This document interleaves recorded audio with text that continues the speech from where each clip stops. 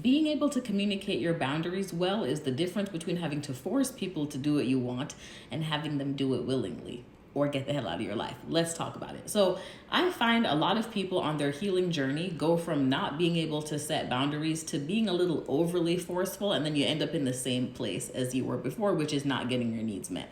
I find that the middle road and the successful path to boundaries is how you communicate them. Because it's not that your boundary probably isn't good, it's how you are relaying that. Here are some examples.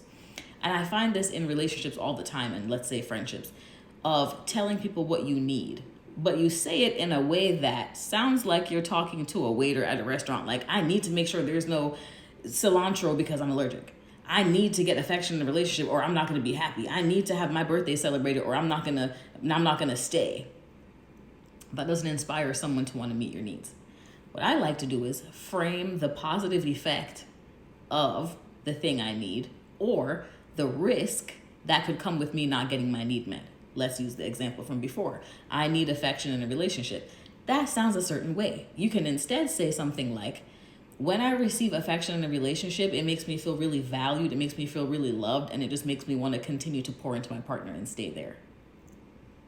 Wouldn't somebody want those things, the effect? Or you could say something like, when I don't get enough affection in a relationship, it really makes me feel unloved. It makes me feel like I'm not cared for. It makes me really not want to stay. That person's going to want you to stay. And they're going to be like, oh, hold on. That's not the effect that we want. I don't want to run that risk. So I will happily give you what you need rather than you demanding it from me, right?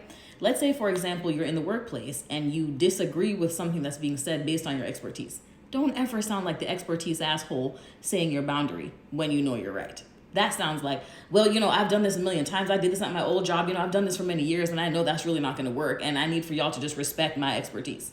No one's going to do that. No one's going to do that. Here's how you're going to rephrase. I have seen the situation many times in past lives, and based on what I've seen, here's the risk of us not doing it this way. Again, people don't care about what you want. They care about what's in it for them. It's a give and take. If you stomp your feet and say, I need you to listen to me and do it this way, what's in it for them? Nothing.